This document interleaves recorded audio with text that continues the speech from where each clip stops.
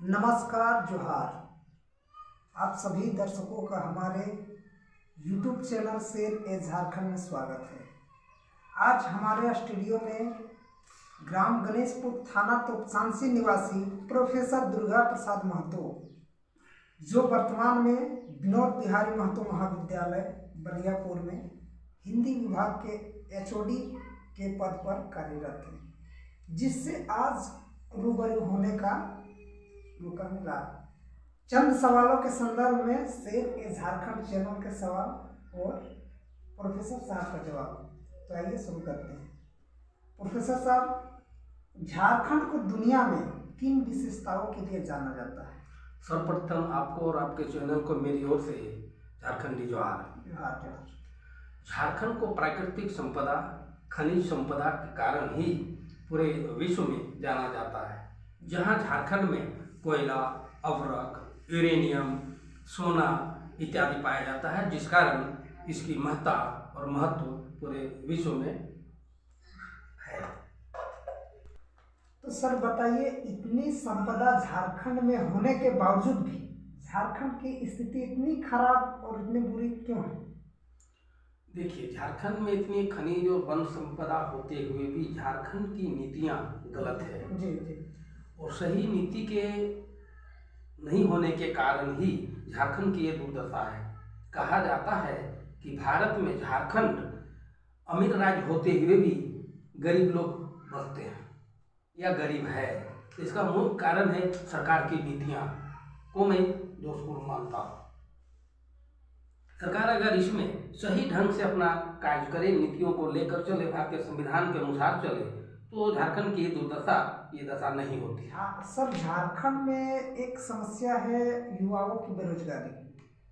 इतनी संपदा होने के बावजूद भी झारखंड में युवाओं की इतनी तादाद में बेरोजगारी देखने को मिल रही है। झारखंड राज्य में औद्योगिक नीति का सही ढंग से पालन नहीं होना एवं उद्योगों में यहाँ के शिक्षित बेरोजगार युवकों की नियोजन नहीं होना ही झारखंड का दुर्भाग्य है।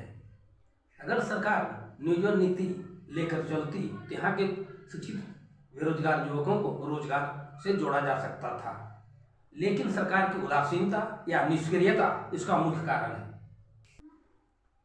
सर, झारखंड में आदिवासी और गैर आदिवासी समुदायों के बीच संघर्ष क्यों होता है और इनकी मूल अधिकारों की रक्षा कैसे की जा सकती है? यहाँ गैर आदिवासी का अर्थ क्या है?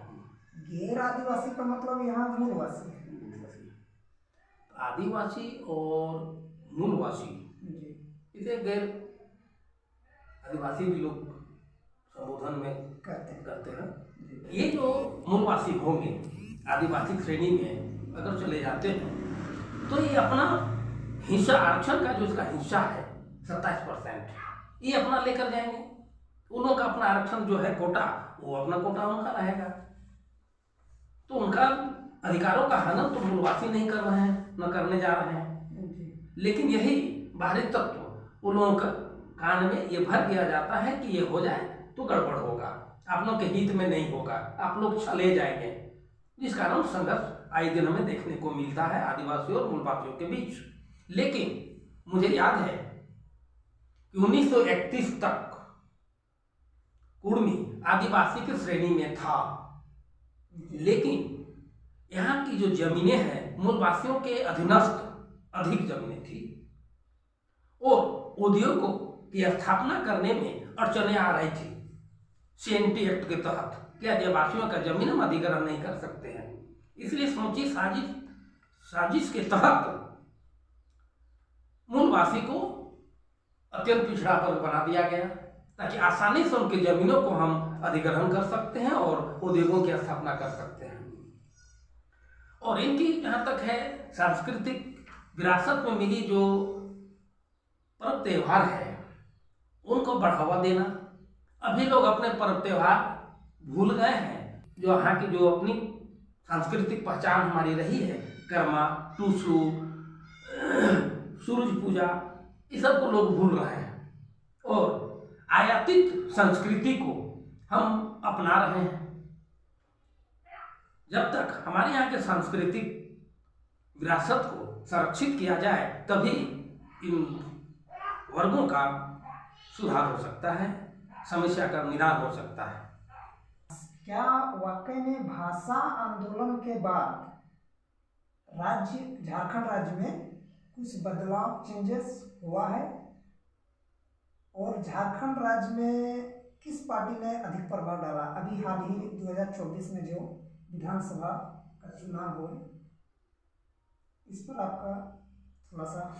हाँ, भाषा आंदोलन जो आज विगत 3 वर्षों पूर्व में हुआ था गांधी वर्मा चौक से टाइगर जयराम कुमार महतो के नेतृत्व में, ये बहुत ही सराहनीय कदम था उनका, क्योंकि हमारी जो यहाँ की भाषा है,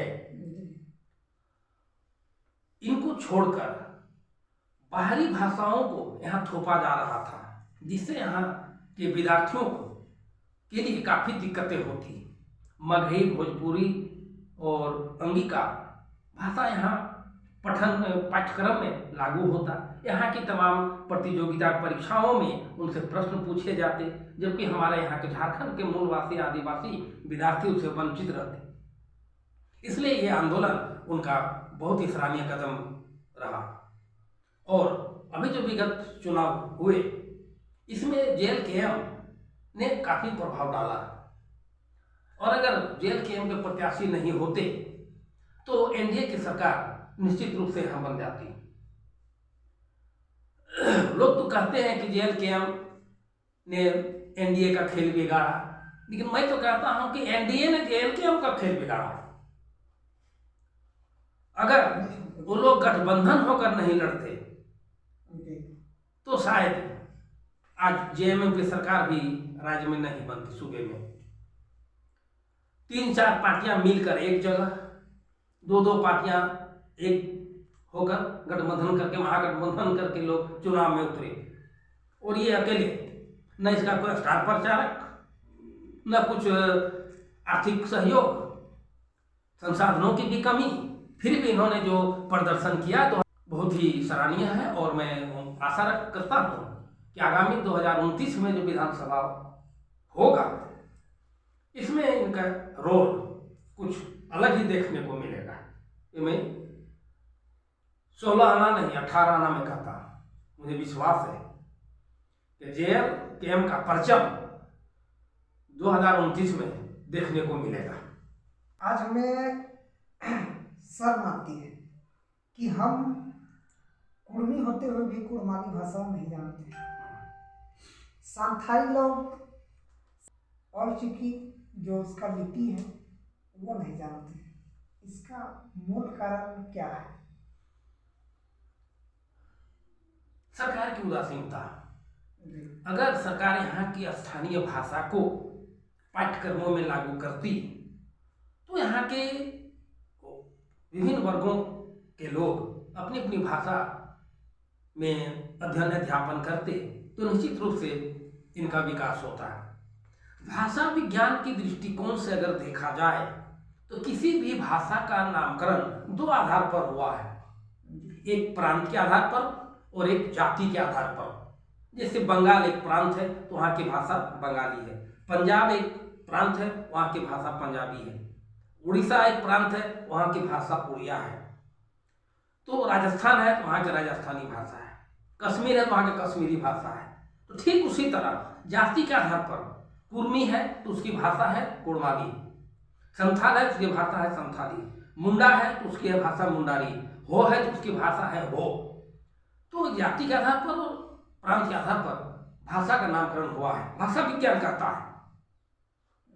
तो यहाँ की सरकारें अगर यहाँ की भाषा से पठन पाठन हो, यहाँ के उन भाषाओं के शिक्षक विद्यालयों में, उच्च विद्यालयों में, विश्वविद्यालयों में अगर नियुक्तियां करें तो सही में यहाँ की भाषा काफ़ी विकसित होगी और लोग जानेंगे। आज बहुत ऐसे संथाली हैं, संथाल लोग जो अपनी संथाली और चिकी भाषा नहीं जानते हैं। जैसे चितरपुर में राजेंद्र हंसदा, मुरली मांझी, काशीराम मांझी, ये सब संथाली भाषा जानते ही नहीं, जबकि संथाल है, संथाली भाषा एकदम नहीं जानते। उनका जो मंगा कर कैसे पूजा पाठ किया जाएगा वो भी नहीं जानते। शादी ब्याह में क्या क्या करना चाहिए ये भी लोग नहीं जानते हैं। दूसरे को ले जाते हैं तब शादी ब्याह में नेग उग जो होता है विधान वो पूरा करवाते हैं। तो इसलिए यहाँ के भाषा को बढ़ावा सरकार को देनी होगी, तभी भाषा संरक्षित और सुरक्षित रहेगी। और नहीं तो दूसरी भाषा को लाकर लोग थोपेंगे। ये तो बैठे हुए लोग ये साजिश करते हैं, बैठे बैठे बाहरियों को नौकरी बेचते हैं और यहाँ के अभ्यर्थी सड़कों पर उतरते हैं। तो क्या जयराम महतो ने जो बे भाषा को उच्चारण किया वो ठीक बोला है? बिल्कुल सही कहा उन्होंने। चाहे भाषा विज्ञान की दृष्टि से हो या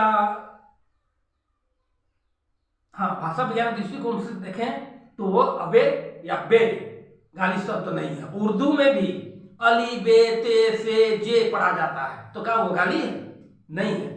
जो नहीं जानते हैं वो तो कटाक्ष करेंगे ही, उंगली उठाएंगे ही, आरोप प्रत्यारोप का दौर तो चलता ही रहता है। सही कहा उन्होंने, कहीं गलत नहीं, मैं उसका पुरजोर समर्थन करता हूं।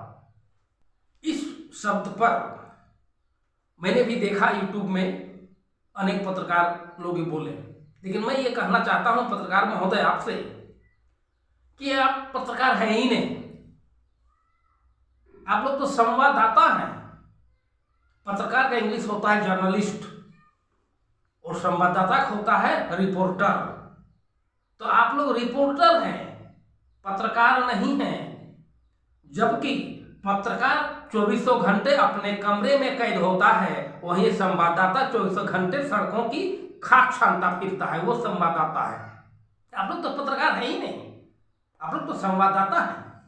आपको ये जानना चाहिए। आपको विभिन्न क्षेत्रों का दौरा करते हैं, विभिन्न वर्गों समुदायों के बीच बैठते हैं, वार्तालाप होती है, साक्षात्कार होती है। इस शब्दों का अर्थ भी आपको जानना चाहिए महोदय। बगैर जाने किसी को बोल दी और किसी ने कहा है, वो आपसे ज्यादा ही पढ़े लिखे हैं। विनोद बिहारी महतो कोयलांचल विश्वविद्यालय से शोध करता है, वो शोध करके ही बोले हैं, मगर कहे आप तो माननीय हो गए ना। पहले तो टाइगर जयराम कुमार महतो थे, तो माननीय हो गए। वो माननीय के अल्फाज गलत नहीं होते। तो अभी आप सुन रहे थे प्रोफेसर दुर्गा प्रसाद महतो का जवाब और सेव ए झारखंड का सवाल। तो सर आप हमारे स्टूडियो में इतना समय दिए इसके लिए बहुत बहुत धन्यवाद। आपको भी मेरी ओर से बहुत बहुत धन्यवाद। आपको दर्शकों को भी, आपका स्टूडियो को भी मेरी ओर से झारखंडी बोल जोहार।